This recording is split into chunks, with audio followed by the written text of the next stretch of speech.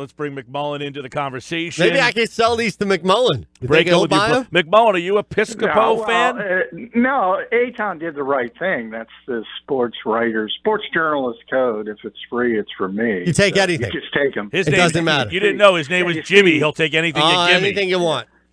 You see what you can do with it. And I didn't know he was going to bring Tinder into it. But No, I'm not. Don't listen to Gil. At least it's not Grindr. No, come on. Break up with your bookie, Harrah's Resort in Bally's, Atlantic City. Wild, Wild West. They're taking bets at the sports books. Wager today at the book. Gambling problem. Call 1-800. My God, anything wrong with that? No, but you go Sword of Damocles on Wednesday, I believe, and then today you go Grindr. I missed yesterday. What'd you say yesterday? There was a tweet last night of somebody who tweeted the Sword of Damocles. Did you see the tweet? I did not see the tweet. Did you see the tweet, Shander? No, I did not. And somebody tweeted about the Sword of Damocles. There's a listen. I'm 39 years old, but I still admit to playing video games because I no shame in it. And there's this game, Assassin's Creed, and you win it, and at the end you get some major prize for sitting there and wasting 40 hours of your life. And guess what the prize is? Because it's set in ancient Greece. Friday Night Live orchestra tickets? No, even better, the Sword of Damocles. So I can't escape it. Even when I'm off the air here, I can't escape. I am dead Assassin's Creed Odyssey, and I got this big thing for winning the game called the Sword of Damocles. I couldn't believe it. It was hilarious. What are the chances? McMullen is everywhere with his analogies. Unbelievable. All right. You heard McMullen last night. Mosher, McMullen, and Krause live at the Landmark Americana, Eagles and Jaguars. Plenty to get into. I'm going to ask you this one. Do you think they're getting the Jags at the wrong time? Like, we look at teams like, are you getting the Giants on the right week? And, is this Jags team, like, are they just such a mess right now? Because I keep hearing everybody say, they're a mess. This team was in the AFC Championship game. Are they that big of a mess? Like, is this the week that you say, we got them right when we want them? Their quarterback situation's a problem. They can't score. They haven't scored, like, more than 20. They score less than the Eagles do. Yeah, I mean, that's their issues. Even when they're good, their issues are the offense. But they are a talented team, so I would say it's not the time you want them. Sort of like the Minnesota week, same thing. Especially after Houston wins last night. Now all of a sudden this is sort of a desperation game, the desperation bowl. Both teams need this game, so you can look at it from both sides of the fence. I don't think either team is a team you want to be facing, this so-called wounded animal, and you could look at it from both sides. What about, you look at their defense. They got three undrafted rookies, I think, that are going to play in the secondary. Bouye's out. They got all sorts of problems in that secondary. I feel like we heard this about somebody earlier in the year who had all sorts of injuries in their secondary. That didn't seem to work. Do you think they're better equipped this time around offensively to put some yards up and some points up through the air? Yeah, that was the Tampa game, and they moved the ball. I think the issue down there was giving up the big plays, but it's better than it could be. I mean, if you look at when they have Jalen Ramsey and A.J. Bouye out there, I said that's two of the top 10 cornerbacks in football, the entire league. So now you only have one of them. Their nickelback is out as well. So two of the top three corners on that team are out. And remember, they lead, for all the talk about their defense not being as good, they lead the NFL in pass defense. So they're still not bad. Ramsey's always an issue to deal with. The interesting part, I think the big issue on their defense is they haven't gotten the turnovers, which is a little bit of a surprise. But sure, it helps. And obviously, if you're the Eagles, at receiver, it's been all Sean Jeffrey and nothing else. And really, the offense as a whole has been all Sean Jeffrey and Zach Ertz and nothing else. What is it about London? Is it the food is just better than in Jacksonville? Is it the air is cleaner? What is it about London that the Jags play better, specifically Blake Bortles? Well, people can rip Jacksonville all they want. I can't imagine food is better. I mean, that's one thing you hear from every player is the food. Yes. Unless you like fish and chips, you're not going to be happy. You can only eat so much fried fish, right? Exactly. Hey, they're used to going there. This will be their 6th straight year. And I think there's something to it. They've won three really straight, by do. the way. Yeah, and there's a sense of normalcy for that organization because they're used to going through it. It's a difficult road trip. You can compare it to a West Coast trip, but it's much different than that. That's what the Eagles have tried to do, tried to normalize the week as much as possible, but they're just not used to it. There are certain players that have gone over and have done this before, but when you're talking about a core group like the Jaguars, they've done it every single year, and they've had a lot of success. And Blake Bortles specifically has had some of his best games of his career over there. I'm not too concerned about that. I mean, they have some of the same issues, even amplified, that the Eagles have had on the offensive side of the ball. They just don't have any playmakers. And then you add in the fact that the quarterback's not very good. At least with the Eagles, the quarterback is really good. So I'm not concerned you're going to see. I think the Jaguars, their low point over the last 3 years, there's 30 points. I don't think they're going to reach that goal with this offense. They brought in Carlos Hyde at running back, and he didn't play last week. But does that kind of make it an interesting addition? You know, the fact that I'm assuming he's going to play and probably be a big part of their offense. Yeah, I mean, I think it's more of an issue from their standpoint that it says that Leonard Fournette's going to be out for a while because otherwise, why do you make that move? And that's a concern for that. I mean, look, he's not a bad running back, but he's one of those 3 yards in a cloud of dust guys. He's not explosive. He's not going to be the guy who's going to break off the 60, 70-yard run. So it helps them. It's better than what they had, but it's not Leonard Fournette. No, and John, I was curious just to get your opinion on this. We talk, obviously, because we are up close and personal with this team. When they struggle on the field, the impact of the coaches, how much Doug has lost his guys that aren't here versus what he can do to improve. Not much has been mentioned at all about Doug Marrone leading up to this game. How much has he been a positive or maybe even a detriment to this team this year? Well, Doug's kind of an old-school guy, Doug Marrone. I think the most interesting thing from the coaching standpoint is Doug Peterson's book and the fact that you remember he took that shot at Doug Marrone for being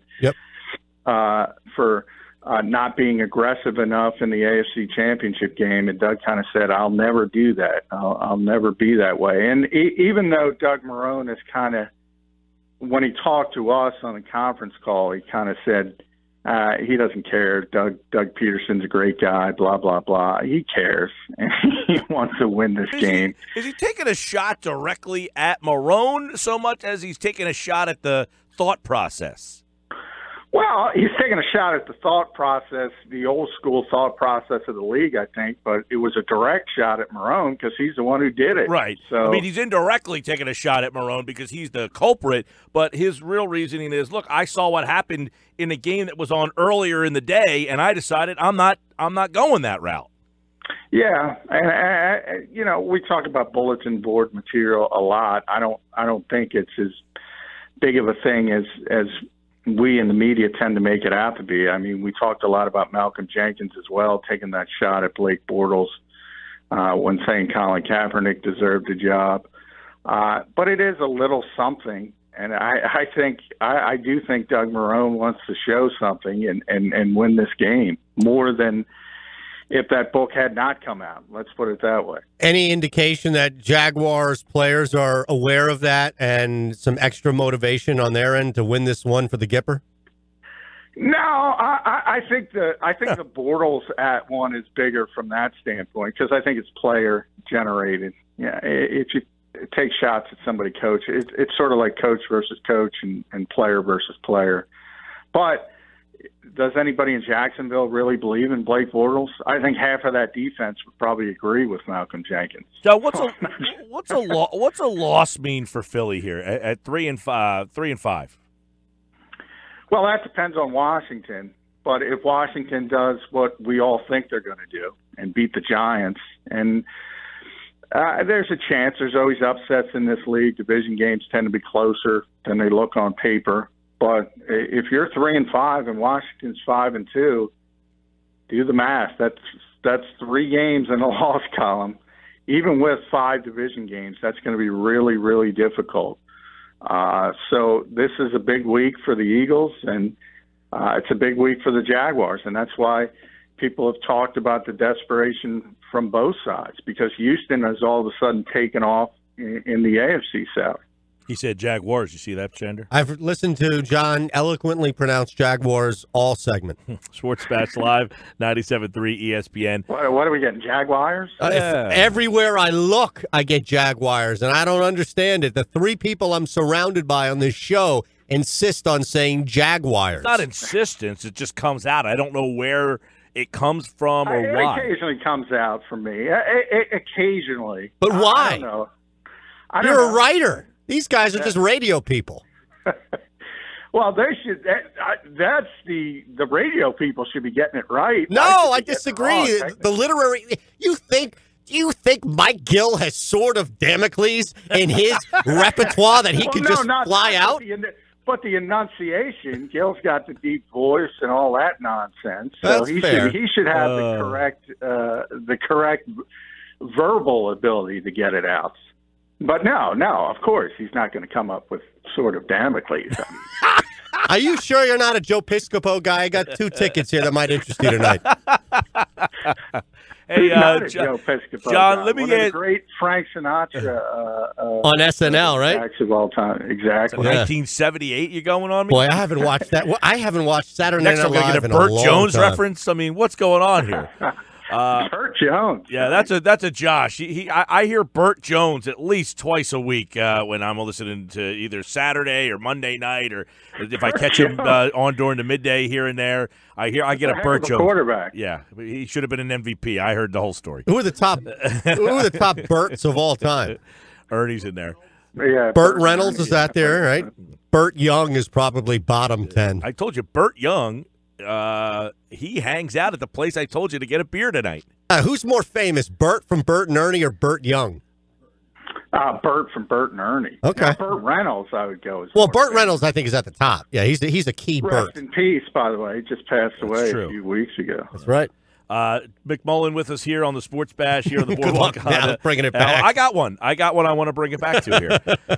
I want to get your take on what is the organization. Is there any scuttlebutt in the organization about Agholor? Do they think that he's like reverted back, or that they're just not using him right? Or I mean, when you look at him, the way they're using him, I mean, he caught 6 balls last week. You would think 6 balls. He had a nice day. He had 80 yards, right? He had 20 yards.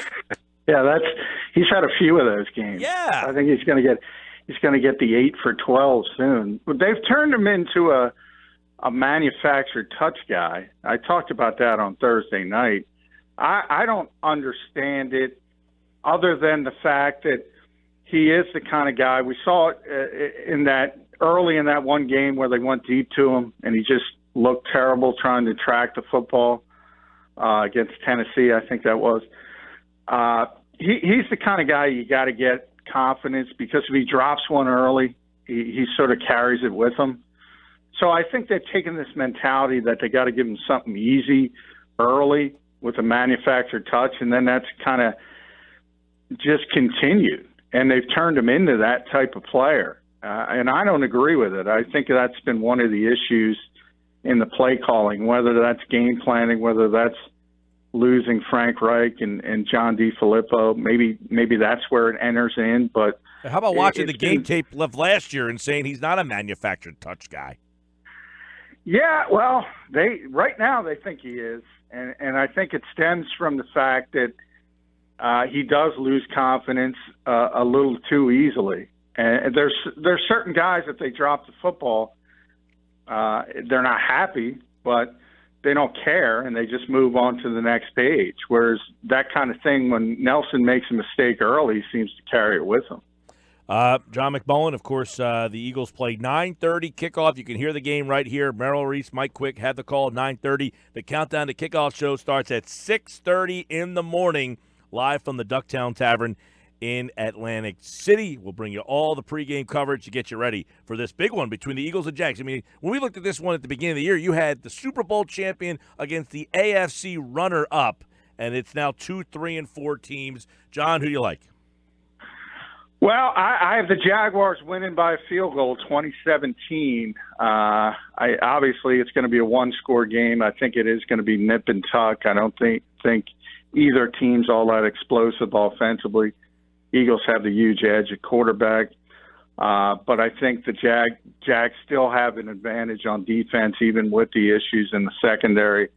It's an evenly matched game, and I'm just kind of leaning on the fact that they're used to making this trip, and the Eagles are not. I think that's the one intangible you can point in the other direction. All right, there you go. Another guy going Jaguars for the game on Sunday. We'll have full coverage Sunday morning, 6:30 on the Countdown to Kickoff. Thanks, John. Thanks, John. Guys.